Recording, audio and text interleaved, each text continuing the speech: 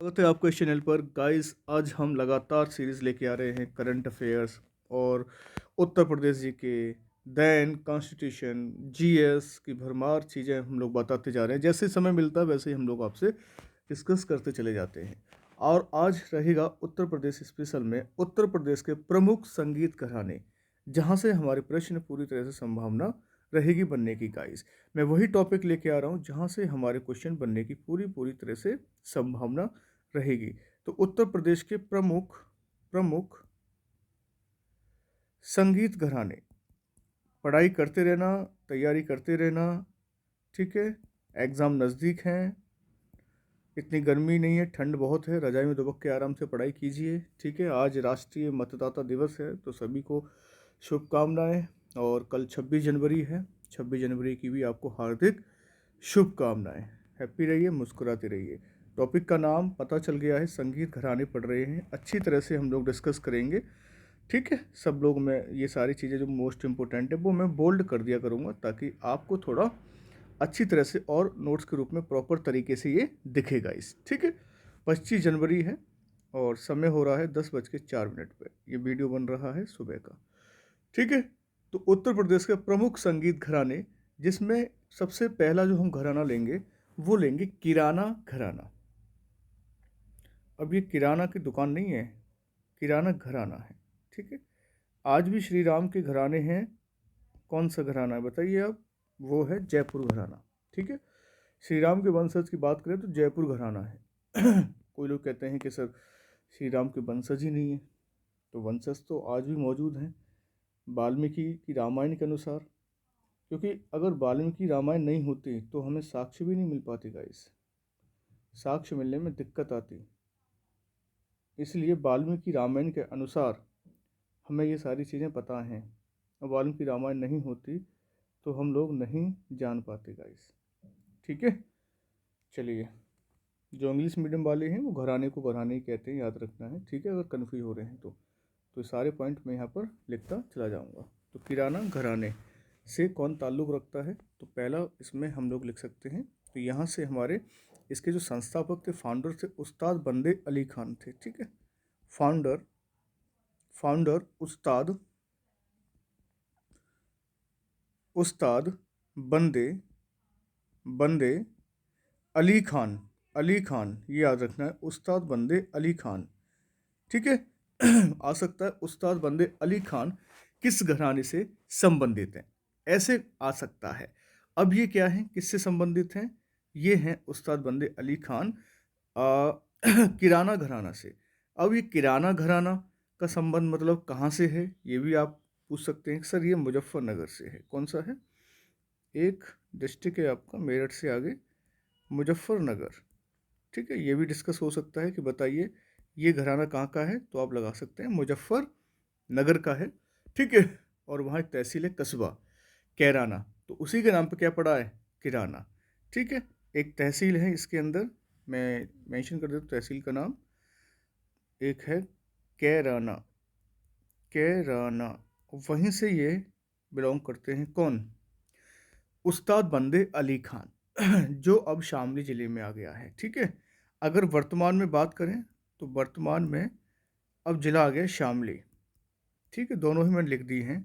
वर्तमान में बात करें तो शामली आ चुका है। तो ये सारी चीज़ें आप यहाँ मेंशन कर सकते हो ध्यान से। एक नहीं, दो बार, तीन बार, चार बार आप अच्छी तरह से पढ़ सकते हो, ठीक है गाइज। याद रखना है ना। हिंदुस्तानी ख्याल के थे ये, गायन संबंधी संबंध उससे हैं, ठीक है। यहाँ लिख देता हूँ, मतलब संगीत और गायन की, संगीत व गायन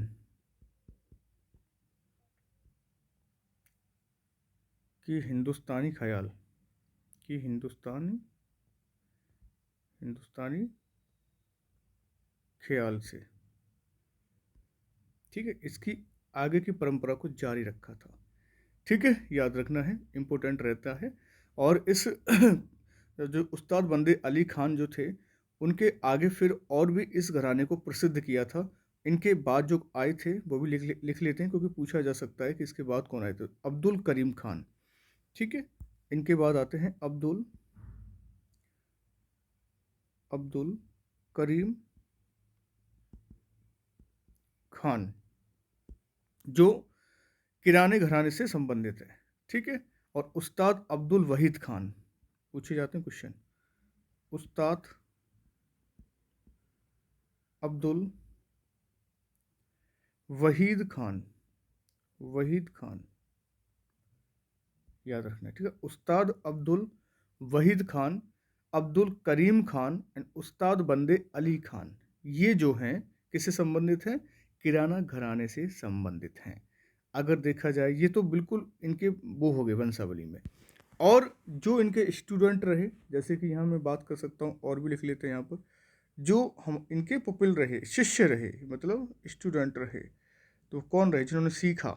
गंगूबाई, गंगूबाई हंगल हैं एक, ठीक है, गंगूबाई हंगल। ये वीडियो सबके काम आएगा, चाहे पीसीएस हो, आरओ आरओ हो, या पुलिस में हो, या यूपी ट्रिपल एससी का हो, इसलिए पढ़ना सभी को है। भीमसेन जोशी, भीमसेन जोशी, हीराबाई बादुड़कर, हीराबाई बादुड़कर, बादुड़कर आदि जो हैं ये इस घराने से संबंधित है, ठीक है। ये मैंने इसको हाईलाइट कर दिया है, तो आराम से आप थोड़ा इनको देख लेना, इम्पोर्टेंट है, बहुत ही ज़्यादा इम्पोर्टेंट है गाइस, ठीक है। तो अब नेक्स्ट आएगा आगरा का घराना, ठीक है। आगरा घराना ये क्लियर है, एक घराने में इतने पॉइंट सफिशिएंट हैं। अब है आगरा घराना, आगरा घराना हिंदी में भी हम ऐसे लिख सकते हैं, आगरा घराना, ठीक है। थोड़ा राइटिंग हल्की सी इसलिए ऐसी आ रही है क्योंकि ये थोड़ा स्लिप हो रहा है यहाँ से, है ना, जो पेन टैब है स्लिप होता रहता है, इसलिए थोड़ा हल्का सा राइटिंग। अब देखिए मैं उसको स्पीक करके बोल रहा हूँ तो इस पर थोड़ा ध्यान देना। आगरा घराना जो है, अब यहाँ के फाउंडर कौन है? फाउंडर आप लिख सकते हैं दामाद हाजी सुजान, दामाद हाजी सुजान। एक भी क्वेश्चन बाहर नहीं जाने वाला, जितना मैंने आपको बताया है। मैं ओवर नहीं बता रहा हूँ, अपने हाथ से लिख रहा हूँ, ना मैं किसी की पीपीटी बता रहा हूँ, ना ही 3D से बता रहा हूँ। सिर्फ अपने हाथ से लिखकर जो क्वेश्चन आए हुए हैं, जो आने वाले हैं, उन पर हम लोग फोकस कर रहे हैं ताकि आपके काम आ सके। बस इतना मेरा मकसद है कि आप अपना मतलब नौकरी में सक्सेस हों। अब देखिए, दामाद हाजी सुजान साहब आगरा घराने से ताल्लुक़ रखते हैं, ठीक है। और ये देखा जाए संस्थापक भी रहे हैं इसके, आगरा घराने के। इनके अलावा जो भी आते हैं यहाँ पर, जैसे एक ये हैं तो एक हैं CR व्यास भी आते हैं, विजय किचलू भी आते हैं, ठीक है। मैं यहाँ लिख देता हूँ और कौन कौन बढ़ाते हैं आगे। CR दास, विजय, विजय किचलू, ये भी ताल्लुक़ करते हैं आगरा घराने से, ठीक है। और साथ में ही ध्रुपद कुमार हैं, इनमें से एक आ सकता है कि बताइए ध्रुपद कुमार या विजय किचलू किससे संबंधित हैं? तो आप बताएंगे आगरा घराने से संबंधित हैं, ठीक है। अब इसमें क्या है, इसमें महान गायक हैं ये सब के सब, ये सब गायक हैं, याद रखना, ये सब सिंगर हैं, ये सारे के सारे कौन हैं? सिंगर हैं, ये गायककार हैं, ठीक है। और ठुमरी गाने में एक ध्रुपद धमार है, एक ठुमरी गाना है, ठीक है। ध्रुपद कुमार तो यहाँ पर ये है, और ये जो है ठुमरी में, ठुमरी में माहिर थे, ठीक है। और इसको पुनर्जीवित भी किया था फैयाज खान ने। एक नाम और लिख सकते हैं हम लोग, फैयाज खान, फैयाज खान पुनर्जीवित किया इसको, ठीक है, पुनर्जीवित किया था। बस सिंपल सी बात याद रखनी है आपको इतना। फयाज खान ने, पूछा जाए किसने इसको पुनर्जीवित किया, तो फयाज खान ने इसको पुनर्जीवित किया। आगरा घराने से संबंधित हैं ये सारे पॉइंट। नेक्स्ट आएगा लखनऊ घराना, ठीक है। लखनऊ, लखनऊ घराना आप नोट्स बना सकते हो, ऐसे नहीं कि इस साल काम आएगा, ये हमेशा ऐसे ही रहेंगे एज इट, ठीक है, एक तरह से ये घराने हैं उत्तर प्रदेश के जहाँ से हमारे प्रश्न बनने की पूरी संभावना रहती है और हमेशा ये पूछे जाते हैं, याद रखना है। यहाँ पर क्या था, शास्त्रीय नृत्य शैली के कथक गायकी से संबंधित है ये, ठीक है। किससे है? कथक। कथक गायकी, कथक डांस भी होता है, उत्तर प्रदेश का एक फोक डांस है, कथक गायकी से संबंधित, ठीक है। और इसका जो उदय हुआ नवाब वाजिद अली शाह, आपको पता है ना, नवाब जो पढ़ते हैं हम लोग 57 में क्रांति में, वाजिद अली शाह, ठीक है, के दरबार से इनका इसका उदय हुआ था के समय इसका उदय हुआ, किसका? लखनऊ घराने का। वो तो बहुत जाते हैं लेकिन अंग्रेज लोग जो हैं वो नहीं चाहते थे, तो याद रखना लखनऊ से आप समझ में आएगा, वो नवाब वाजिद अली शाह, लखनऊ के नवाब प्रसिद्ध होते हैं, आपको पता ही बात है ना, लखनऊ के नवाब जो ज़्यादा ही फेमस होते हैं, तो ये याद रखना है। इसमें प्रमुख कलाकार और कौन कौन थे? अच्छन महाराज भी हैं, अच्छन महाराज आ सकते हैं, किससे संबंधित हैं? ठीक है, यही पूछे जाते हैं आपसे। शंभू महाराज किस घराने से संबंधित हैं? ठीक है, बिरजू महाराज, ये तो आपने काफ़ी अच्छा सुना है, कथक है सब, कथक कलाकार। बिरजू महाराज, जय किशन महाराज, जय किशन महाराज, जहाँ आपको लग जाए महाराज आ रहा है लगा हुआ, तो वहाँ आपको क्या लगा देना है? लखनऊ घराना, ठीक है। जय किशन, बिरजू, शंभू, अच्छन, ये सब लखनऊ घराने से ताल्लुक़ रखते हैं। और इसमें साथ साथ जो स्टूडेंट होते हैं, साथ साथ जो जुड़ जाते हैं आगे जाकर प्रमुख कलाकार, तो ये हो गए। बाकी जो प्रसिद्ध ख्याल गायक हैं ये तो कथक के हो गए, ये कौन से हो गए हमारे? ये हो गए कथक के, कथक के, ठीक है। और जो प्रसिद्ध ख्याल गायक गायिका हैं, अब गायक और गायिका वो भी देख लेते हैं क्योंकि ये थोड़ा इम्पोर्टेंट रहता है, ज़्यादा से ज़्यादा पूछा जाता है, इसलिए मैं इस पर लिख रहा हूँ थोड़ा बहुत। तो सूरज खां, सूरज खां, छज्जू खां, छज्जू खां, प्रॉपर नोट्स की तरह आपको मिल जाएगा ये, ठीक है। आप इसको सेव भी कर सकते हो, आप इसको डाउनलोड भी कर सकते हो, जैसा आपको लगे।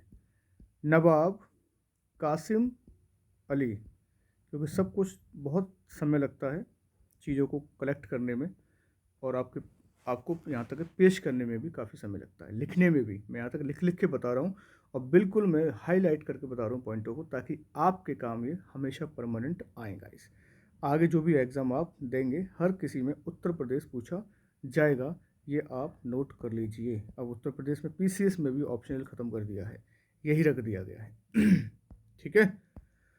तो ये सूरज खान, छज्जू खान, नवाब कासिम अली और रहीमन बाई, ये सब के सब किससे संबंधित हैं? गायिका से, ठीक है। गायिका मतलब ये सिंगर थे, ये गायिका से संबंधित हैं जो भी और कथक से डांस करने वाले कौन थे? ये मैं लिख दिया, डांस करने वाले, देखिए ये सब डांस करने वाले हैं, ये सब स्टूडेंट रहे, डांस करने वाले हैं, ठीक है, याद रखना है। अब आगे बात करते हैं तबले में कौन कौन थे भाई, क्योंकि लखनऊ में तो बहुत सारा प्रसिद्ध था सारी चीज़ें लखनऊ घराने से। अब लखनऊ घराने के तबले में कौन मतलब एक तरह से फेमस था तबले मतलब बजाने में? अब तबला जो होता है, मौदू खान, मौदू खान, बख्तूर खां, बख्तूर खां, ये आप लिख सकते हो तबला वादन में फेमस थे, ठीक है। कौन से? मौदू खान, बख्तूर खान। तबला वादक में कौन से घराने में थे गाइस? ये थे लखनऊ घराने में, ठीक है। और लखनऊ शैली में जानते हैं सब, लखनऊ घराने तो लखनऊ शैली आ जाएगी, ठीक है। अब पखावज, पखावज कौन बजाता था? अकबर। पखावज वादक कौन है? पखावज बजाने में कौन था? तबला बजाने मौदू खां, बख्तूर खां, गायक गायिका कौन थे? ये थे, ठीक है। अब पखावज में कोउद सिंह संबंधित हैं। पंडित अयोध्या प्रसाद, नाम ही अयोध्या रख दिया, इनका नाम देखिए कितना बढ़िया नाम है। और पंडित सखाराम।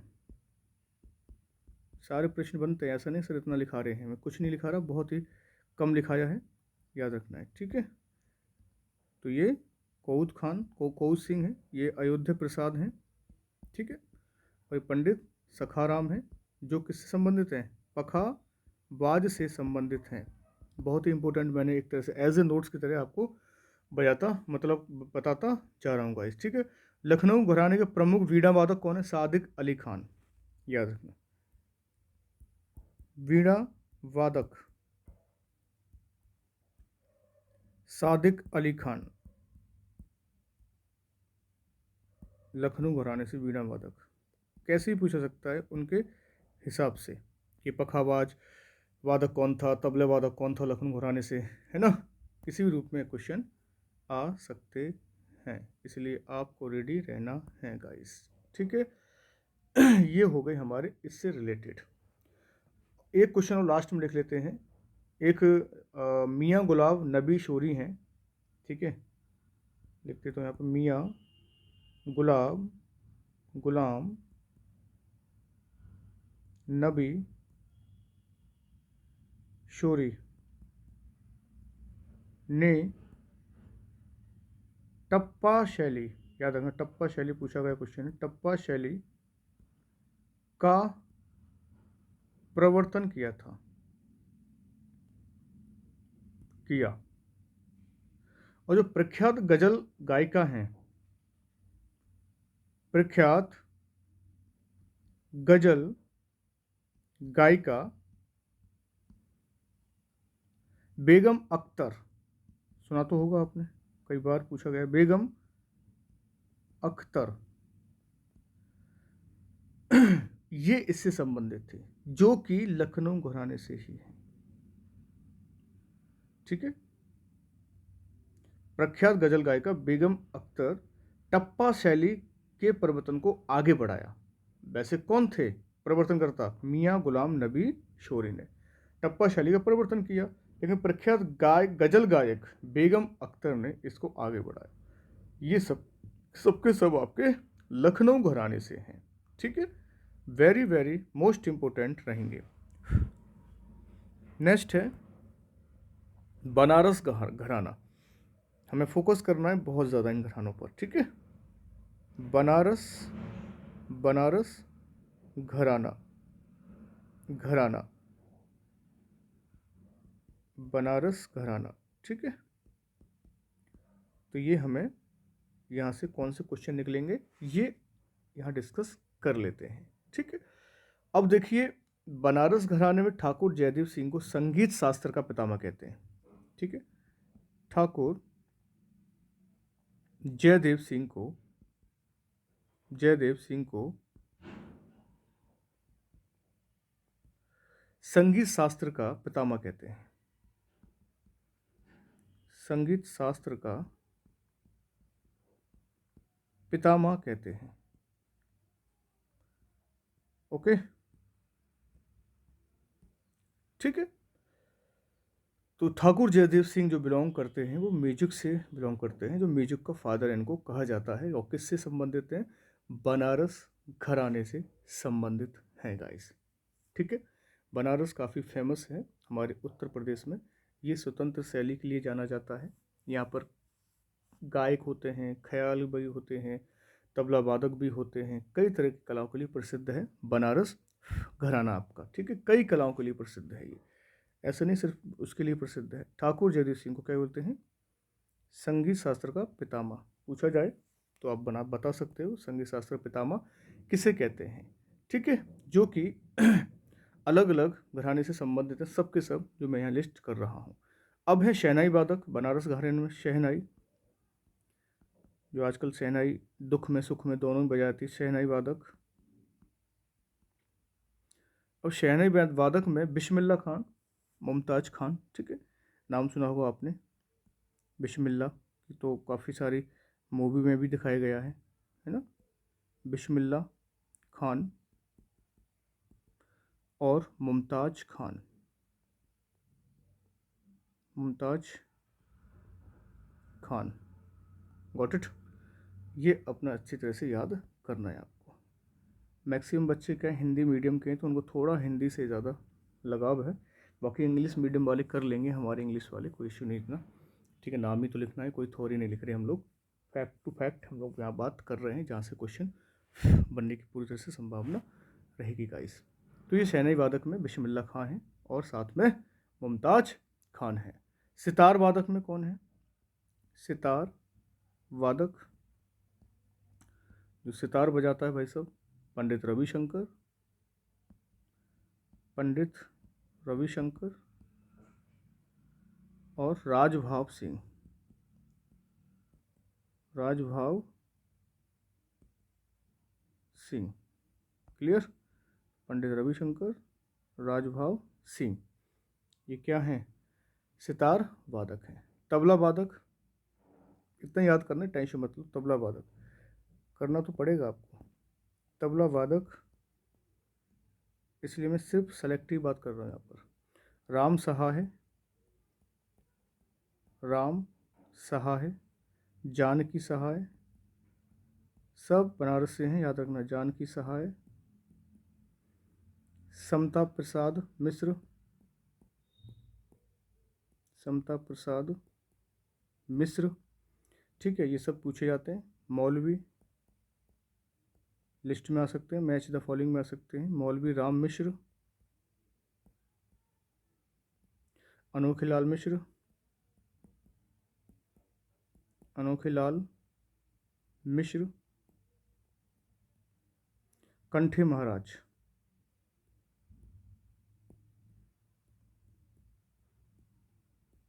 कंठे महाराज।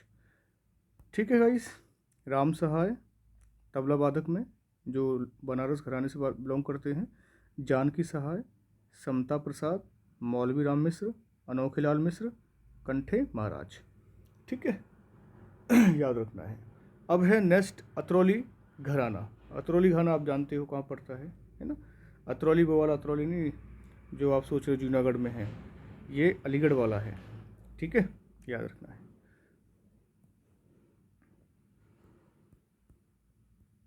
अतरौली घराना क्षेत्रीय भूसत्ता कहाँ पर क्या है, तो ये अलीगढ़ में है, याद रखना। एक जनपद है अलीगढ़, वहीं से बिलोंग करता है ये।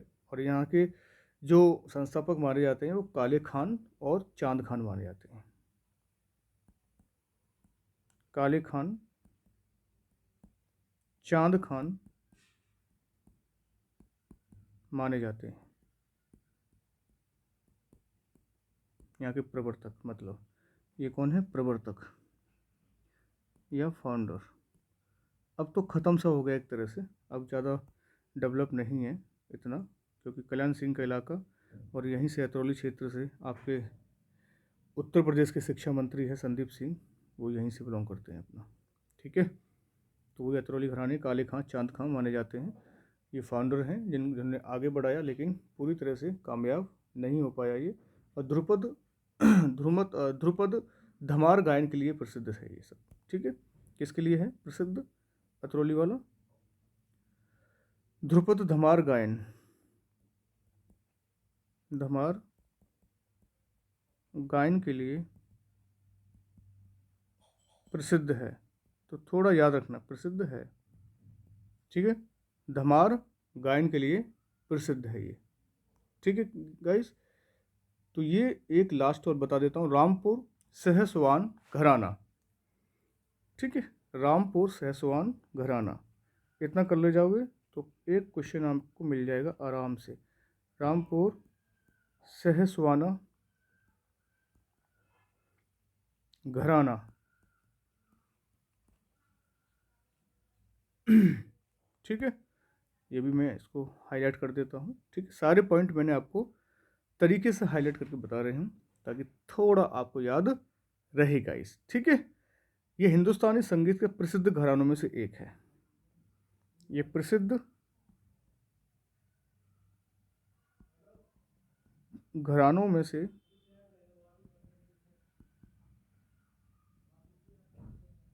एक है, याद रखना है, ठीक है। गायक कौन है यहाँ प्रमुख गायक इस घराने में? प्रमुख गायक उस्ताद गुलाम मुस्तफ़ा खां, सुना है ना, सुना आपने? उस्ताद गुलाम मुस्तफ़ा खां, मुस्तफ़ा खान और मोहम्मद अली खान, मोहम्मद अली खान, ये प्रमुख गायकों में से हैं, ठीक है। उस्ताद गुलाम मुस्तफ़ा खां और मोहम्मद अली खान रामपुर सैसवान घराने से बिलोंग करते हैं गाइस, ठीक है, याद रखना है। और वैसे देखा जाए इसके संस्थापक जो माने गए नेमत खान हैं, सदारंग हैं। संस्थापक की बात करें, इसके संस्थापक हैं नेमत खान, नेमत खान और सदारंग, सदारंग इनके संस्थापक हैं, ठीक है। आचार्य बृहस्पति के अनुसार हैं ये रामपुर घराने के संस्थापक, ठीक है। पूछे जाएं तो बता सकते हैं आप, ठीक है। तो ये सारी चीज़ें मैंने आपको यहाँ बता दी हैं। और छोटा सा एक और मैं लिख देता हूँ, एक याद आ रहा है, अजराड़ा घराना, अज राणा घराना, ये लास्ट होगा घराने संबंधित प्रश्न, ठीक है। फटाफट मैंने क्विक रिवीजन में करा दिया है, अब फटाफट इसको 1.5 से देखो, आराम से घर बैठ के देखो, इससे बाहर नहीं जाने वाला, याद रखना है। फालतू की रामायण पढ़ने से बेटर है सेलेक्टिव चीज़ों को देखें आप लोग, ठीक है। अचराना घराना भी है, एक इटावा घराना भी है, छोटे छोटे हैं ये, लास्ट में बता रहा हूँ आपको, ठीक है। तो ये थोड़ी बहुत देख लेना। अजराना इसका तो मेरठ से संबंधित है, नाम से लग रहा है। और इटावा घराना ये भी इटावा से संबंधित है, नाम से इटावा लग रहा है ना, इटावा से संबंधित है ये। और इसको हम गौरीपुर घराना भी कहते हैं, एंड गौरीपुर घराना भी कहते हैं हम लोग, गौरीपुर घराना भी कहते हैं इसको, ठीक है। सितार वादन के लिए इसके प्रमुख कलाकार भी हैं जो सितार वादक हैं, ठीक है। इसमें सितार वादक कौन से हैं? सितार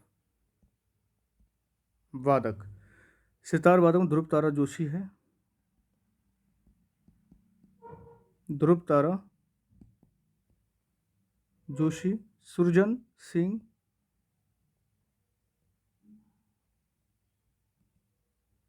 सुरजन सिंह, विलायत खान, और नेक्स्ट विलायत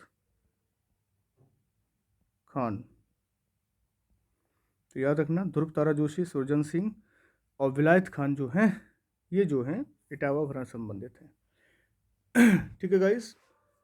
ये तो आपके बहुत इंपॉर्टेंट चीज़ हो गई जो मैंने यहाँ बता दी है, हर चीज़ आपको मैंने कवर करा दी है, कोई भी क्वेश्चन नहीं छूटेगा, बस आप अच्छी तरह से करते चले जाएं तैयारी अपनी, और मुझे लगता है सारी प्रश्न आप कर ले जाएंगे अगर तरीके से आपने सारी चीज़ की तो गाइस।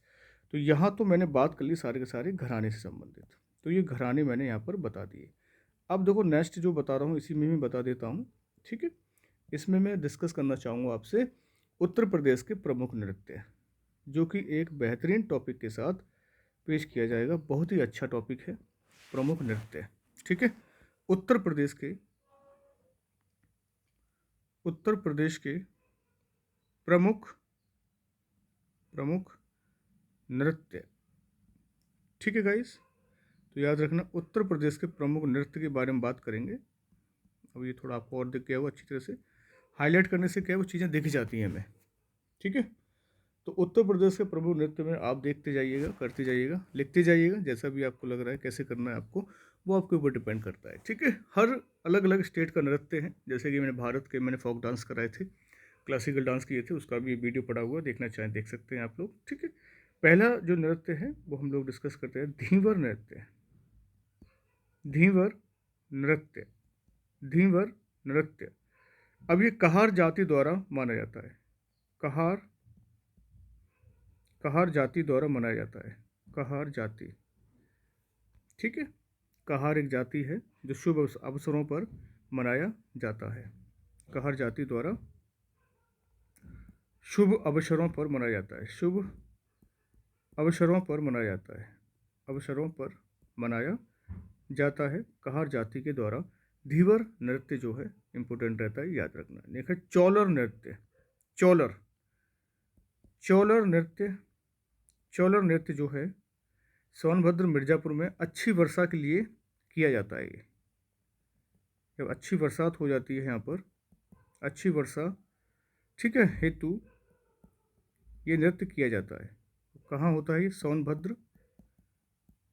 सोनभद्र मिर्ज़ापुर व मिर्ज़ापुर, ठीक है। बहुत अच्छी एक फर्टाइल लैंड है यहाँ पर, ठीक है। सोनभद्र और मिर्ज़ापुर में कौन सा नृत्य होता है? चौलर नृत्य, ठीक है गाइस। नेक्स्ट है शेरा नृत्य। शेरा या शेला,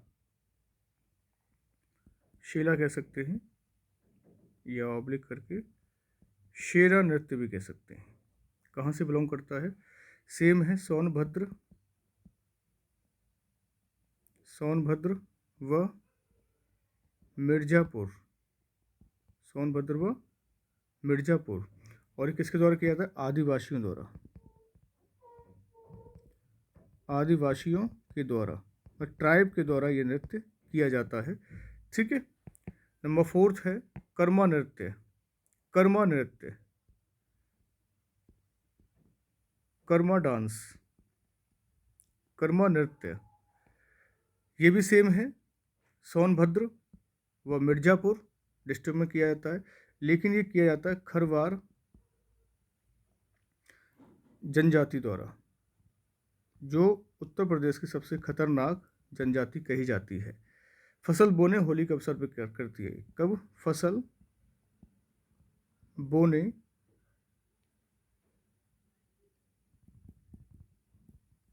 व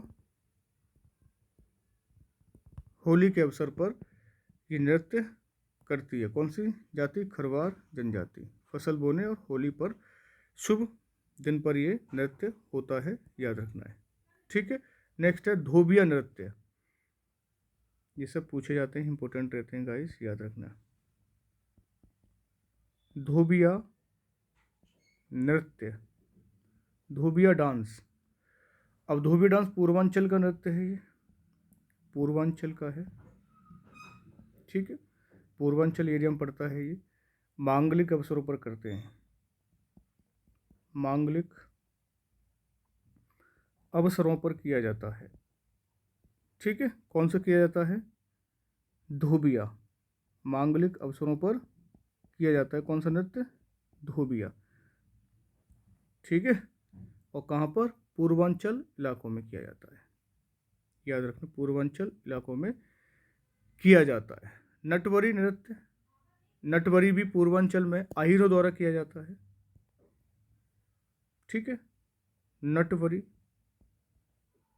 नृत्य ये भी कहाँ होता है? पूर्वांचल में, ठीक है। गोंडा, बस्ती, बलिया, बनारस, ये सब उधरी साइड है। पूर्वांचल में नटवरी हो रहा है, ठीक है। अहीरों द्वारा किया जाता है, यादवों के द्वारा होता है ये, अहीरों द्वारा किया जाता है। पूछा जाता है कौन सा नृत्य अहीरों द्वारा किया जाता है ना, इस तरह से। विदेशिया नृत्य, 7th का विदेशिया, विदेशिया इंपॉर्टेंट रहता है, ये भी काफ़ी बार पूछा गया है। विदेशिया, विदेशिया नृत्य, वैसे विदेशिया बिहार में भी होता है, यहाँ भी होता है। तो विदेशिया पूर्वांचल का है, याद रखना है। विदेश शहर से कहीं दूर चले जाने पर उसकी पत्नी जो है करुणा में नृत्य करती है, ठीक है, घर पे ही। मतलब पति के दूर चले जाने पर, पति के दूर चले जाने पर, चले जाने पर, चले जाने पर पत्नी करुणा में, करुणा माने जानते, वियोग में, ठीक है, करुणा में क्या करती है? नृत्य करती है। और प्रणय वार्ता के दृश्य प्रकट वाला नृत्य करती है। पति के दूर चले जाने पर, विदेश चले जाना या शहर से दूर चले जाना, कहीं नौकरी तलाश में जाना है, तो वहाँ पर ये नृत्य किया जाता है, याद रखना है। ठीक ठाक नृत्य है, पूर्वांचल का भी है यही, ये भी क्या का है, पूर्वांचल का नृत्य रहता है। ठीक है, क्लियर हो जाएंगे सारे नृत्य। ये डिस्कस करते रहना है अपने हिसाब से। ठीक है, मैं वही करा रहा हूँ जो आपके लिए हैं।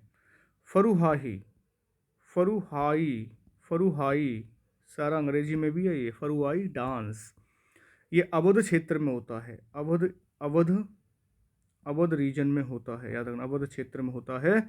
और किसके द्वारा किया जाता है, यादव, जो यादव कास्ट है उसके द्वारा किया जाता है। जोगनी नृत्य ये भी अवध क्षेत्र में होता है, जोगनी। ठीक है, जोगनी डांस ये भी अवध में होता है, अवध में होता है। ठीक है, रामनवमी के अवसर पर, राम नवमी के अवसर पर, के अवसर पर, के अवसर पर याद रखना है। ठीक है, तो ये नृत्य होते हैं, महिलाओं को रूप धारण करके नृत्य किया जाता है। मतलब महिलाओं का रूप धारण करके, रूप धारण करके ये नृत्य किया जाता है, जोगनी बन के। ठीक है, कई सारे गाने भी बने हैं जोगनी के ऊपर, वो आप सब जानते हैं। नेक्स्ट है, नेक्स्ट कलर ले लेते हैं 10th नंबर का। अब यहाँ पर एक नृत्य है, ये मैं डिस्कस करूँगा आपको, शेरा नृत्य। शेरा, शेरा तो हो सकता, पासी नृत्य, सॉरी यार, पासी, पासी नृत्य, पासी डांस, पासी डांस पासी जाति द्वारा किया जाता है 7 अलग अलग मुद्राओं में, युद्ध की भांति नृत्य किया जाता है। ठीक है, पासी जाति द्वारा किया जाता है, किया जाता है, मतलब युद्ध की भांति किया जाता है, युद्ध की भांति ये नृत्य होता है। ठीक है, क्लियर है। युद्ध की भांति कौन सा नृत्य होता है, मतलब जान भी जा सकती है, पासी में पूछा जाता है। महिला का रूप धारण कौन सा होता है, जोगनी, जोगनी। बहुत अच्छे अच्छे क्वेश्चन है ये सब, डर तो लग रहा होगा सर। ये एक्सटेंथ में ज़्यादा इसलिए करा रहा हूँ ताकि आगे पीसीएस आईएएस में भी आपके काम आ जाए, ये मतलब पीसीएस में काम आ जाए। ठीक है, इसलिए सारे नृत्य एक साथ हो जाएंगे यहाँ पर। छोलिया नृत्य, छोलिया, छोलिया डांस या नृत्य। छोलिया नृत्य कहाँ हो रहा है, राजपूतों द्वारा होता है भाई साहब, तलवार और एक हाथ में ढाल लेकर, तलवार व ढाल लेकर ये जो है नृत्य किया जाता है राजपूतों द्वारा, और विवाहों पर किया जाता है, मतलब शादियों पर किया जाता है, विवाह अवसर पर यह नृत्य किया जाता है, याद रखना। एक नृत्य है देवी नृत्य, छपेली भी है, छपेली हम लोग कहीं कहीं पढ़ते हैं, है ना, छपेली भी है, छपेली नृत्य भी है ना। छपेली में क्या है, एक हाथ में रूमाल लेते हैं, दूसरे हाथ में दर्पण लेते हैं, तो रूमाल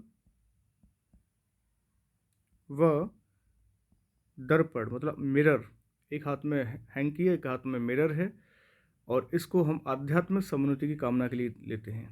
रूमाल व दर्पण को हाथ में लेकर, हाथ में लेकर किया जाता है, हाथ में लेकर किया जाता है। एक तरह से आध्यात्मिक कामना की जाती है, इसमें आध्यात्मिक कामना की जाती है इस नृत्य में गाइस। ठीक है, 13 है देवी नृत्य, देवी नृत्य ये बुंदेलखंड क्षेत्र में प्रचलित है, बुंदेलखंड क्षेत्र में किया जाता है। अब देखिए, हमारी इतनी सारी माताएं बहनें हैं, काफ़ी हमारे स्टूडेंट्स हैं जो अच्छी तरह से जानती हैं कि ये नृत्य कैसे होते हैं, कैसे नहीं होते, लेकिन उनको इनका एक्सप्लेनेशन नहीं पता रहता है कि होता कैसे है। ये बहुत सारी इशू बन जाती हैं, क्योंकि छपेली कभी कभी हिमाचल में भी पड़ता है ये, और कहीं कहीं आपके उत्तर प्रदेश में भी दिखता है ये नृत्य, है ना। छपेली जो है, छपेली वैसे हिमाचल का भी है और कहीं कहीं उत्तर प्रदेश का भी होता है। तो कहीं कहीं डांस ये अलग अलग तरह से जाने जाते हैं, है ना। हमारे यहाँ जैसे उत्तर प्रदेश में कथक, चरकुला, रासलीला, रामलीला, ख्याल, नौटंकी, ये हम लोग बताते कजरी नृत्य, ये सब हम लोग बताते रहते हैं एक as a dance form of India के तौर पर डिस्कस हम लोग करते रहते हैं, ठीक है। तो अपने हिसाब से देखते रहना है। और एक दो का मैंने यहाँ पे लिखा है नहीं, वो अपना कमेंट में बता कहाँ पर कौन सा नृत्य है, ठीक है। ये मैंने छोड़ रखा है, अपने हिसाब से बताना कि नृत्य कहाँ के। छपेली नृत्य रूमाल द्रपड़ को लेकर करते हैं, ये हिमाचल में भी होता है और उत्तर प्रदेश का भी नृत्य है, याद रखना है। छोलिया नृत्य तलवार और ढाल का है। आप मुझे बस कमेंट में बताएंगे कहाँ पे होता है, छोटा सा है, क्योंकि मैं कमेंट नहीं बोलूँगा तो आपको करते ही नहीं हो इतने, आप मतलब अंदर से पढ़ाई करने का मन ही नहीं करता आप लोगों का, इसलिए मैंने छोड़ रखे हैं। छोलिया नृत्य, छपेली नृत्य कहाँ होते हैं ये मुझे आप कमेंट करके बताएंगे, नहीं बताएंगे वो आपका नुकसान है, कोई इशू नहीं, मेरे को कोई फ़र्क नहीं पड़ता है, आप खुद बताएंगे, ठीक है, कहाँ होते हैं। अब नेक्स्ट हम लोग नृत्य कर लेते हैं धुरिया नृत्य, धुरिया डांस, ठीक है। धुरिया डांस कर रहे हैं यहाँ पर, ठीक है। आता है तो कर लेना आप लोग। बुंदेलखंड में होता है ये भी, बुंदेलखंड में किया जाता है। प्रजापति लोगों द्वारा स्त्री वेश धारण करके, एक प्रजापति कास्ट है जिसे हम कुम्हार कहते हैं, तो वो एक नृत्य करते हैं ये, ठीक है। और लोगों द्वारा स्त्री वेश धारण करके, स्त्री वेश धारण किया जाता है इस नृत्य में, बुंदेलखंड में ये होता है। बुंदेलखंड में बहुत सारा नृत्य भी होता है, ठीक है। राई भी है, कौन सा है, राई नृत्य है, याद रखना। ये भी कहाँ पड़ेगा, बुंदेलखंड में होता है, बुंदेलखंड में होता है राई। और ये श्री कृष्ण जन्माष्टमी के अवसर पर होता है, याद रखना। श्री कृष्ण जन्माष्टमी के अवसर पर किया जाता है, कौन सा, राई नृत्य। इसे मयूर नृत्य भी कहते हैं। एंड पूछा जाए मयूर नृत्य कैसे कहते हैं, मयूर डांस, तो हम इसको ही कहते हैं मयूर डांस, ठीक है, याद रखना। मयूर डांस भी कहते हैं इसे हम, ये फोकस है। और ये श्री कृष्ण जन्माष्टमी पर किया जाता है, ठीक है। कार्तिक भी है, ये भी श्री कृष्ण गोपी बनकर, मतलब कुछ डांसर होते हैं जो श्री कृष्ण और गोपी बनकर करते हैं। कौन सा डांस करते हैं, कार्तिक है, ठीक है। कार्तिक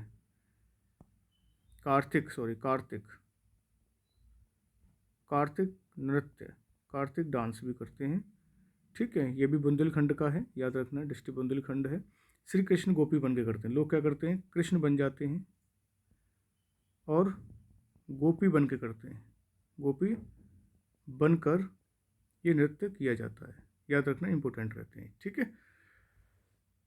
नेक्स्ट है ख्याल, बुंदेलखंड में होता है पुत्र रत्न के अवसर पर, ख्याल नृत्य बुंदेलखंड में होता है, ये भी पुत्र रत्न की प्राप्ति पर, पुत्र रत्न की प्राप्ति पर किया जाता है, ये याद रखना। बुंदेलखंड में होता है लेकिन पुत्र रत्न की प्राप्ति पर बहुत लोग करते हैं, बहुत लड़कियां करती हैं ये, ठीक है। ये उस समय काफ़ी मतलब प्रचलित होता है और कामयाब भी होती हैं, ऐसी बात नहीं, अगर डेडिकेशन होता है हर चीज़ में तो कामयाबी मिलता है गाइस, ठीक है। चारकुला नृत्य, चारकुला डांस ब्रजवासियों द्वारा किया जाता है, याद रखना, ब्रजवासियों द्वारा किया जाता है। रथ के पहिए पर कई घड़े रखे जाते हैं, फिर उसे सिर पर रखकर नृत्य किया जाता है।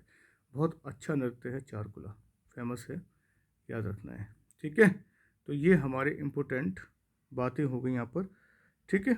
उत्तर प्रदेश से रिलेटेड लगभग 50 मिनट तक का ये मैंने बता दिया है, जहाँ पर मुझे लगता है आप फंसेंगे नहीं, आराम से ये काम कर ले जाएंगे। ज़्यादा मैंने नहीं बताया है, ज़्यादा बताने से कोई मतलब नहीं है, क्योंकि बच्चे क्या शॉर्ट में देखते हैं, इसलिए वो सारी चीज़ें मैंने यहाँ पर डिस्कस कर दी हैं। अगर लगता है तो मैं एक और छोटा सा टॉपिक यहाँ बताना चाहूँगा ताकि वो आपका हो जाएगा। मैं चाहता हूँ कि एक वीडियो कम से कम 1 घंटे का होना चाहिए ताकि आपको वो आधा घंटे का लगे। पढ़ाई में आप अपने आप को डुबो लो ताकि थोड़ा बहुत आपको पता चले कि हमें पढ़ाई करनी है। हम आजकल क्या छोटी चीज़ें देख लेते हैं फटाफट फटाफट, उसके बाद हम भूल जाते हैं और हम करते ही नहीं हैं। हमारे मन की इच्छाएं ख़त्म हो जाती हैं और आगे हमारा मन ही नहीं करता है काम करने का। ठीक है, तो मैं एक छोटा सा यहाँ पर मैं लिख देता हूँ टॉपिक का नाम, जो हमें अभी करना है, आर्द्र भूमि जिसे कहते हैं वेटलैंड क्षेत्र। तो वेटलैंड क्षेत्र भी हम लोग यहाँ पर डिस्कस कर लेंगे। तो एक टॉपिक शुरू हो जाता है यहाँ पर, वेटलैंड, जिसे हम कहते हैं आर्द्र भूमि। आर्द्र भूमि क्षेत्र, ठीक है, याद रखना है, इम्पोर्टेंट रहता है। और ये हम रामसर साइट भी इसको हम बोलते हैं, रामसर साइट। एक्चुअली क्या है, रामसर एक जगह है, एक रामसर जगह है ईरान में। ठीक है, एक ईरान में एक शहर का नाम है रामसर, एक सिटी है रामसर, एक सिटी है रामसर। कहाँ पड़ता है वो? ईरान के अंदर पड़ता है।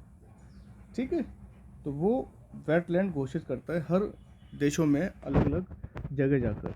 वेटलैंड का मतलब आर्द्र भूमि, मतलब ऐसा एक डिस्ट्रिक्ट या ऐसा एक प्लेस जो नमी में पूरी तरह से अपने आप को रखता है। मतलब जिसके चारों तरफ से पानी है, या तीनों तरफ से पानी है, या दो तरफ से पानी है, या बीच में गांव है, बगल से भी नदी जा रही है, उसके बगल से भी नदी जा रही है, उस एरिया को ये लोग वेटलैंड घोषित कर देते हैं। और वेटलैंड का टॉपिक बहुत ही इंटरेस्टिंग टॉपिक है और इम्पोर्टेंट टॉपिक है, वेरी वेरी इंपॉर्टेंट टॉपिक है। पूरी तरह से क्वेश्चन आने की यहाँ पे संभावना रहती है। तो इसलिए आप जो हैं इसको तरीके से करना है और गड़बड़ नहीं करना है। ठीक है, तो वेटलैंड एक टॉपिक है, याद रखना है, और इम्पोर्टेंट टॉपिक है। भारत में कुल अगर बात की जाए, अगर मैं देखा जाऊँ इंडिया में अपने हिसाब से, तो इंडिया में जो वेटलैंड क्षेत्र हैं इंडिया में, ठीक है, कुल टोटल 75 रामसर वेटलैंड हो गए हैं। ठीक है, 75 कुल, मतलब रामसर साइट हो चुकी हैं, याद रखना। और ये रिपोर्ट कब तक की है? ये रिपोर्ट है मार्च 2023 तक, मार्च 2023 तक की। जो 75, आपसे ये पूछा था इंडिया में वेटलैंड कितने हो गए हैं? 75। कई बार आया है, कई बार क्वेश्चन पूछे जाते हैं। भारत का सबसे पहला वेटलैंड, ये भी आता है कि भारत का सबसे पहला मतलब फर्स्ट वेटलैंड लोकेशन या प्लेस वो कौन सा है? चिल्का लेक, चिल्का झील कब घोषित की गई थी? 1981 में। तो याद रखना, भारत में सबसे पहले चिल्का झील को वेटलैंड घोषित किया गया था। पूछे जाते हैं सब क्वेश्चन, कब किया था? 1981 में किया गया था। ठीक है गाइस, क्लियर? नेक्स्ट, प्रदेश के कुल क्षेत्रफल में वेटलैंड का क्षेत्र का प्रतिशत कितना है? अगर हम यहाँ बात करें कि प्रदेश के कुल क्षेत्रफल में, अब प्रदेश का मतलब यहाँ पर उत्तर प्रदेश में, तो उत्तर प्रदेश में वेटलैंड का क्षेत्र का प्रतिशत कितना है? Wetland area percentage in Uttar Pradesh में कितना है? 5.5%, मतलब 5.5 है। सर्वाधिक वेटलैंड वाला जिला कौन सा है पूछा जाए? सर्वाधिक वेटलैंड माने आर्द्र भूमि वाला जिला, ठीक है, सर्वाधिक आर्द्र भूमि वाला जिला, वो आप लिख सकते हो सोनभद्र। जो भी हम डिस्कस किया था, सोनभद्र जो है कई नदियों से घिरा हुआ है, पूरी तरह से उपजाऊ क्षेत्र है।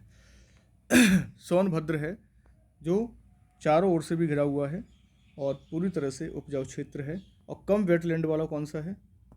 कम वेट बना है बागपत और हाथरस, ये भी लिख लेना आप लोग। ठीक है, हाथरस कट के बना है किससे? अलीगढ़ से। तो सबसे कम, ये तो सर्वाधिक है। अब मैं कहूँ लोअर या लोएस्ट वेटलैंड वाला जिला कौन सा है आर्द्र भूमि वाला? तो लोएस्ट आप लिख सकते हो, लोएस्ट आर्द्र भूमि वाला जिला। तो तो वो है बागपत, बागपत व हाथरस, ऐसे कर सकते हो, बागपत हाथरस। ठीक है, ये इंपॉर्टेंट पॉइंट है, याद रखना है। अब मैं यहाँ उत्तर प्रदेश की बात कर लेता हूँ, ये उत्तर प्रदेश की तो बात ही हो रही है, अब मैं लिस्ट बाय लिस्ट बात करता हूँ। ठीक है, ये सब किसकी बात चल रही है, उत्तर प्रदेश। ठीक है, अब यहाँ लिस्ट की बात करता हूँ कि कुल कितने हैं उत्तर प्रदेश में, कुल कितने हैं। भारत में 75 हैं, उत्तर प्रदेश में अगर मैं बात करूँ 10 हैं। मतलब ये रिपोर्ट कब की है, अप्रैल 2022 तक। कितने थे, 10। कहाँ पे, उत्तर प्रदेश में। यूपी में वेटलैंड कितने थे, 10। अब 10 की 10 की संख्या यहाँ मेंशन कर लेते हैं, क्योंकि कई क्वेश्चन यूपी पीसीएस में आरओ में पूछे गए थे। ठीक है, टॉप लेवल एग्जाम्स में आते हैं, छोटे से लेकर बड़े एग्जाम तक पूछ लिए जाते हैं। तो नंबर 1 कौन सा है 10 में, 10 के 10, जैसे ऊपरी गंगा, ऊपरी गंगा नदी। ठीक है, ये कहाँ पर है, ब्रिज घाट नरोरा में। ये मैं लिख देता हूँ, नरोरा, सॉरी, नरोरा, नरोरा। ठीक है, और ये घोषित हुआ था 2005 को, याद रखना है, इंपॉर्टेंट रहेंगे, याद रखना है। नवाबगंज जिला उन्नाव। अब नवाबगंज है, कहाँ पड़ता है, नवाबगंज मैंने बताया था, एक पक्षी विहार भी है, कहाँ पड़ता है, उन्नाव, उन्नाव में पड़ता है। कब घोषित किया गया था, 2012, रामसर साइट घोषित की गई थी, याद रखें, रामसर साइट घोषित की गई। ठीक है गाइस, तो नवाबगंज उन्नाव में है। सॉरी सॉरी, ये गलत हो गया क्या, एक मिनट, नवाबगंज उन्नाव कानपुर से आगे पड़ता है, 2012 में रामसर साइट घोषित की गई थी। तीसरा पॉइंट है सरसई, सरसई। ठीक है, सरसई नवार है, ये भी एक रामसर साइट घोषित की गई थी, और ये है इटावा में, इटावा में, और 2019 में घोषित की गई थी। ये क्वेश्चन आते हैं, सरसई कहाँ पर है, ऊपरी गंगा कहाँ है, नवाबगंज कहाँ है, इस तरह से पूछ लिया जाएगा। या ये भी डिस्कस हो सकता है कि 2019 में किसको रामसर साइट घोषित किया गया था। इस टाइप के क्वेश्चन आपसे डिस्कस किया जा सकते हैं। मैचिंग द फॉलोइंग भी आ सकते हैं, तो आप अपने हिसाब से करते रहना है। पार्वती अरंगा, ये कहाँ पड़ेगा, गोंडा में। ठीक है, डिवीजन है, लखनऊ से आगे 2 घंटे का रास्ता है, वहाँ पड़ता है। 2019 में इसको घोषित किया गया था। फिफ्थ पॉइंट है समन पक्षी विहार, समन बर्ड सेंचुरी है, पक्षी विहार, पक्षी विहार, ये मैनपुरी में है, मैनपुरी, इटावा से पहले ये अलीगढ़ एटा मैनपुरी, ये भी 2019 में घोषित किया गया था। नंबर 6 सांडी पक्षी विहार, सांडी पक्षी विहार मतलब बर्ड सेंचुरी, हरदोई में। कहाँ पर ढूंढा इन लोगों ने, हरदोई में था ये। ठीक है, शाहजहाँपुर से आगे है, बरेली, शाहजहाँपुर, हरदोई। और ये भी 2019 में, मतलब मैक्सिमम जो साइट थी रामसर साइट, वो 2019 में ही डिस्कवर की गई थी। ठीक है, मतलब फंडिंग देता है रामसर साइट, ऐसी बात नहीं, फंडिंग भी देता है मेंटेन रखने के लिए, इसको मेंटेन रखने के लिए पैसा भी आता है रामसर साइट के पास, इनके पास, जो भी मैं लिखा रहा हूँ। समसपुर झील, समसपुर झील, रामसर साइट, समसपुर लेक, ये है रायबरेली में। एक बरेली होता है, एक रायबरेली है, जहाँ से सोनिया गांधी क्या हैं, एमपी हैं, याद रखना है। ठीक है, ये भी 2019 को शामिल की गई थी।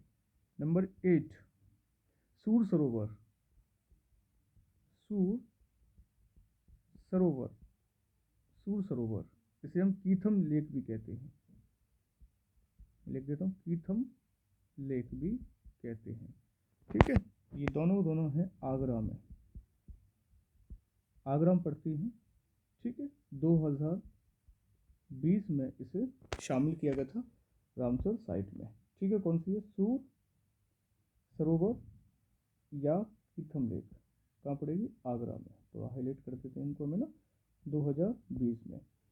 समसपुर लेक रायबरेली में है। कब घोषित हुई रामसर साइट? 2019 में। ठीक है, कर लेंगे याद सारी चीज़ें। सांडी है पक्षी विहार, हरदोई में है। कहाँ पड़ता है? 2019 में घोषित किया है। समन पक्षी विहार कहाँ है?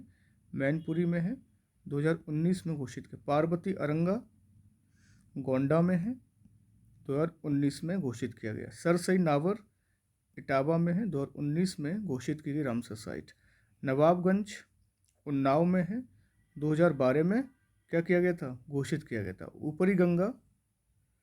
ऊपरी गंगा नरौरा में है, बुलंदशहर, और इसे 2005 में घोषित किया गया। पहली उत्तर प्रदेश में साइट जो है वो ऊपरी गंगा नदी है उत्तर प्रदेश में। अब भारत में बात करें तो वो आपको पता है चिल्का लेक है। ठीक है, तो इस तौर से आप ये डिस्कस कर लेना। 8 हुई हैं तो 9 भी लिख देते हैं। 9 कौन सी है? हैदरपुर। ठीक है, हैदरपुर वेटलैंड, मतलब हैदरपुर आर्द्र भूमि, ये आपका पड़ेगा बिजनौर में। बिजनौर में कब घोषित की गई थी? 2021। ठीक है, और 10वीं जो वेटलैंड है इम्पोर्टेंट, सबसे ज़्यादा वेटलैंड अगर भारत में देखी जाए यूपी में है गाइस। ठीक है, बखीरा वाइल्ड लाइफ सेंचुरी। ठीक है, वाइल्ड लाइफ सेंचुरी मतलब वन्य जीव अभ्यारण्य, ये संत कबीर नगर में है। संत कबीर नगर में है, और ये पड़ेगा 2022 में से घोषित किया गया था। क्लियर? 2022 में से घोषित, तभी तो 2022 तक का डेटा है जो अभी मेरे को मिला है यहाँ से।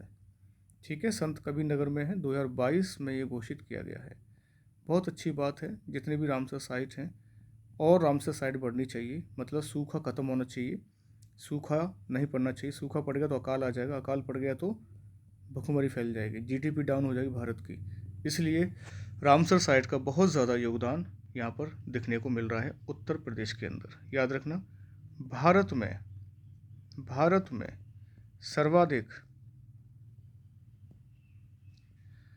रामसर साइट उत्तर प्रदेश में होंगी, ये याद रखना है। सबसे ज़्यादा उत्तर प्रदेश में होंगी। और भारत में तो मैंने बता ही दिया, भारत में कितनी है? भारत में है 75, ऊपर ही बता दिया मैंने, यहाँ भी बता दिया है। ठीक है, और उत्तर प्रदेश में कितनी है? 5.5%। 75 का 5.5% उत्तर प्रदेश में मौजूद रहेंगी। ये मैंने यहाँ पर टोटल डिस्कस कर दिया है। ठीक है, कोई भी दिक्कत आती है किसी प्रकार की तो आप कमेंट कर सकते हैं, बता सकते हैं। ठीक है, ये याद रहेगा। क्लियर है गाइस? तो रामसर साइट 5.5 है। ठीक है, सर्वाधिक उत्पादक मानो कौन सा यूपी में? सर्वाधिक जो उत्पादकता वाला जो क्षेत्र है पूछा जाता है, सर्वाधिक उत्पादकता। भाई उत्पादकता वहीं होगी जहाँ रामसर साइट है, तो सर्वाधिक उत्पादकता कहाँ पर है? सर्वाधिक उत्पादकता गंगा घाघरा दोआब में है। ठीक है, पूछा जाए तो आप लिख सकते हो गंगा घाघरा दोआब रीजन। दोआब का मतलब जैसे ये गांव है तो यहाँ से भी नदी जा रही है निकल के, और इधर से भी नदी जा रही है निकल के, तो इस गांव के आसपास की ज़मीन है वो क्या बन गई? दोआब क्षेत्र बन गई। मतलब यहाँ पर इरिगेशन सिस्टम बहुत अच्छा हो गया है और ये उपजाऊ भूमि हो जाएगी। इसलिए सर्वाधिक उत्पादकता गंगा घाघरा दोआब क्षेत्र में पड़ती है, सर्वाधिक यहीं पर होती है। और राज्य की सर्वप्रमुख फसलें भी यहीं होती हैं, और मैक्सिमम जो फसलें भी मोस्टली यहीं होती हैं। कहाँ पर? यहाँ याद रखना है। ठीक है, ये यहाँ पर देखा जाता है। और जलवायु क्षेत्र भी 9 है। यहाँ पर पूछा जाए जलवायु क्षेत्र कितने हैं जलवायु, कृषि जलवायु क्षेत्र पूछा जाता है कुछ नहीं। कृषि जलवायु क्षेत्र कितने हैं? 9 हैं, ठीक है। याद रखना है। पारिस्थितिक क्षेत्र कितने हैं? 20 हैं। पारिस्थितिक मतलब इकोसिस्टम, तो पारिस्थितिक क्षेत्र कितने हैं? पारिस्थितिकी क्षेत्र टोटल 20 हैं, ठीक है। मतलब इकोसिस्टम कितने क्षेत्र हैं? 20 हैं। एंड एग्रीकल्चर क्लाइमेट कितने हैं? 9 हैं, ठीक है, 9 हैं। एग्रीकल्चर क्लाइमेट 9 है। फसलों के लिए जाना जाता है। सर्वाधिक उत्पादक कौन सी है? गंगा दोआब क्षेत्र है। और इकोसिस्टम कितने हैं? 20 हैं यहाँ पर, ठीक है। तो ये सारी चीज़ें हैं जो मैंने यहाँ डिस्कस की। राज्य की सर्वाधिक सिंचाई फसल भी यहीं होती है, ठीक है। और व्यापारिक और कैश फसलें भी यहीं पर होती हैं। इसलिए रामसर साइट का होना बहुत ज़रूरी है। इसलिए भारत के उत्तर प्रदेश में रामसर साइट मैक्सिमम है। इसलिए यहाँ पर सर्वाधिक उत्पादकता है, फसलें अच्छी होती हैं, है ना, फसलें अच्छी हो रही हैं, सर्वाधिक उत्पादकता है। और कृषि जलवायु क्षेत्र है, पारिस्थितिक क्षेत्र है, फसल है, और साथ में गंगा दोआब क्षेत्र भी है। तो ये हमारे लिए काफ़ी इम्पोर्टेंट रहता है। इसलिए रामसर साइट का बहुत ज़्यादा होना ज़रूरी है। हम तो कह रहे हैं उत्तर प्रदेश रामसर साइट बढ़ती ही चली जाए, बढ़ती ही चली जाए, और आगे कोई परेशानी ना हो। रामसर साइट से क्या मृदा अपरदन बिल्कुल नहीं होता है। अगर मृदा अपरदन होता है तो किसानों की मौत कहा जाता है, याद रखना है। हाँ, और मृदा अपरदन में सबसे ज़्यादा प्रभावित इलाका इटावा है। अगर आपसे मैं यहाँ डिस्कस कर दूँ तो मृदा मतलब सोइल इरोजन में, मृदा अपरदन में सर्वाधिक प्रभावित जिला कौन सा आ जाएगा? इटावा, ठीक है। एक तरह से क्वेश्चन बन सकते हैं इस तरह के। अगर रामसर साइट नहीं हुई तो क्या होने लग जाएगा? मृदा अपरदन, ये मैं लिख दिया है, इसकी कमी से मृदा अपरदन होने लग जाएगा। मतलब सोइल इरोजन होने लग जाएगा। और सोइल इरोजन होने लगा तो समझो सब कुछ खतरे में पड़ जाएगा, ठीक है। तो मृदा अपरदन से ये प्रभावित होता है, ठीक है, याद रखना है। तो मैंने ये सारी चीज़ें बता दी हैं। और कृषि की विकास दर बात करें तो 5.5% है, ठीक है। तो मैंने यहाँ तक बता दिया है, सारे पॉइंट्स डिस्कस कर लिए हैं, वेरी वेरी इंपॉर्टेंट पॉइंट्स हैं। और प्लीज़ करके आप इसको थोड़ा देखें, अच्छा लगेगा आप देखेंगे तो, ठीक है। और कमेंट भी किया करें, अगर नहीं समझ में आता तो हम आपको बताएंगे। ओके गाइस, रेडी हो जाइए, तैयारी कीजिए। हर एग्ज़ाम के पॉइंट ऑफ व्यू से मैंने ये सारा कवर कर दिया है। एक बार मैं आपको देखो ऊपर तक दिखा देता हूँ। ये सब मैंने कवर कर दिया है। एक एक पॉइंट मैंने यहाँ कवर किया है, अपने हाथों से लिखा है। इतना टाइम मैंने आपको दिया है। प्लीज़ आप भी थोड़ा टाइम निकालें और प्लीज़ पढ़ें और नोट्स बनाएं तरीके से, जैसे मैंने यहाँ नोट्स बना के आपको दिखाया है, ठीक है। अच्छी तरह से करना है, ऐसी नोट्स आप बना सकते हो। पक्का एक प्रश्न, दो प्रश्न, जो भी प्रश्न है, सारे प्रश्न फंसेंगे, बस तरीके से पढ़ो आप, ठीक है। चलिए, अपना ध्यान रखिएगा। नमस्कार, जय हिंद, जय भारत।